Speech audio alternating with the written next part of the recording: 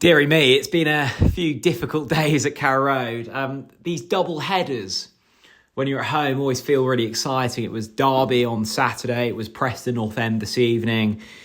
Norwich City had hit form. They had players returning from injury. They had new players that they'd signed in January. Everything felt exciting and there was a buzz about the place. It was no longer, oh my goodness, are we going to be able to field a bench? It was, wow, who do we leave off the bench? It felt like we were about to hit a run. And actually what's happened is it was very much one step forwards, two big steps back. Norwich City have lost 1-0 to Preston North End on a cold, wet, miserable Tuesday night in Norfolk. And this was a really concerning performance, actually. And look, it's not an anomaly. We've seen this type of performance recently. We saw it against Swansea in the first half, and thankfully we found a way to kind of blow past them in the second, and that was mainly down to Swansea's ineptitude as much as us finding a second gear to go into. We were good against Watford in the first half and actually really fell off against 10 men in the second. We were poor for 90 minutes against Derby. I think a draw there was a fair result. And look, as much as you want to blame a ref, and I guess that's the easy way out, and was he poor tonight? Yes, he was. He certainly wasn't the biggest issue, and Norwich City have been beaten, and actually beaten quite convincingly against a pretty bang average Preston North End side who came and look, they did their job and they competed, and they actually, fair play, they created the better chances. This was a Preston North End side who very much had the better of Norwich City. This isn't me coming on here and going, we've been, beaten unconvincingly. Absolutely not. Preston deserved to win, and that's the more concerning thing for Norwich. This is a Norwich side who have spent significant money in Ante Sinat and Mate Jurasek, amongst others. They've brought in Jacob Wright. They've brought in Anis Ben Slimane. They've brought in Roma Conville. This isn't a lack of investment in a recruitment window, and it feels like we've got a really good manager in Johannes Hoftorp. It feels like we're very forward thinking in the way we recruit through Ben Napper, and it felt like the football was of a real high quality. And I suspect those TNC viewers who often critique me for my strong views on David Wagner are probably laughing at the screen right now and going, Jack, you got what you wished for. You got what you wished for. It was a very obscure performance from Norwich this evening. It was slow. It was lethargic.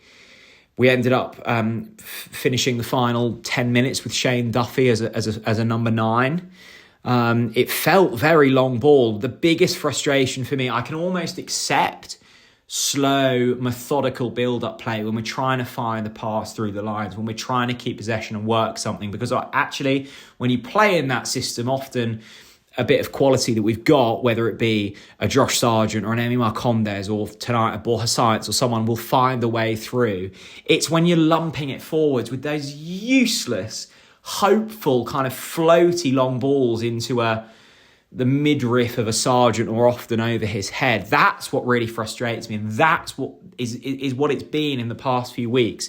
That I can't do. I can't accept that kind of football, and I don't know why Norwich have resorted to that. It felt like the only kind of shining light in my head and trying to find something positive from that Derby draw was, okay, maybe Norwich have learned something, and maybe they've gone away over the last couple of days and have tried to pick apart how to beat and to find a way through a really deep block.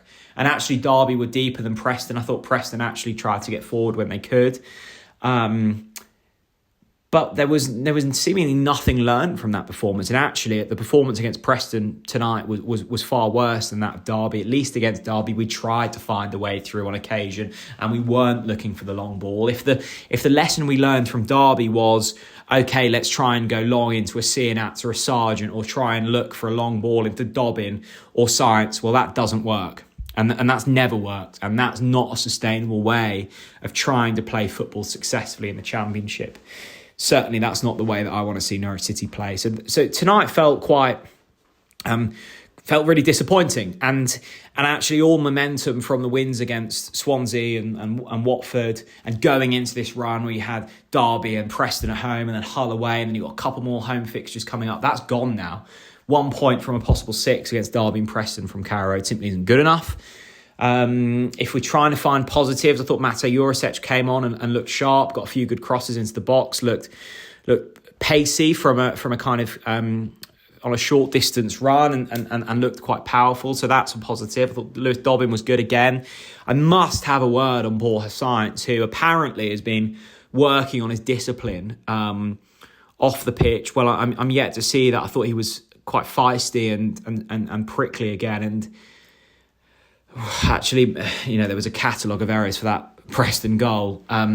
Wright and Doyle and Duffy and Gunn, but it actually came from Borja Sainz just going over far too easily on the foul. So I want to see more from Sainz, which sounds mental from the championship's top goal scorer, but I wasn't loving his attitude tonight. And look, if we'd have won, I probably wouldn't be concentrating on that. But I think there's something to dig in there. I don't like that snappiness, and I guess it comes back to the ref. And like, I'm very much a believer that.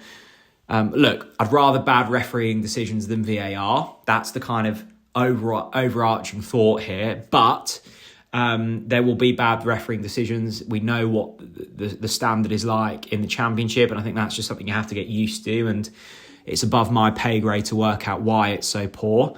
That wasn't the reason that Norwich City lost tonight's game. Yes, I saw Marcelino Nunez's sock close up from when he was taking a corner at the Barclay end, and saw that his ankle was gushing with blood, and I don't think it was a foul given against him for that tackle that he picked up. So some Norwich players are rightly aggrieved by that. But I think Borja got booked towards the end there for snapping at the ref. Like, you're just going to get sent off again. You're going to find another red card, and Norwich's discipline has been poor this season. We've seen red cards for Sainz and Cordoba, and I think there's been a few others this season where, whether it be red cards or penalties, like, we need to find discipline, and we need to find it quickly. More importantly, we need to find a way to break through teams that are going to come to Carrow Road and sit deep, because it's been proven to be very effective over the past few weeks. So this has been a really, really poor few days for Norwich City. There's no getting around it. And hopefully Hull on Saturday proves somewhat more successful. But my goodness, they're going to need to try and find a way to break through. And sitting here on this Tuesday evening at close to 11 p.m, I'm not quite sure what that fix is. I'd love to hear yours in the comment section below. Thanks very much for watching. I'll see you all again very soon. Bye-bye.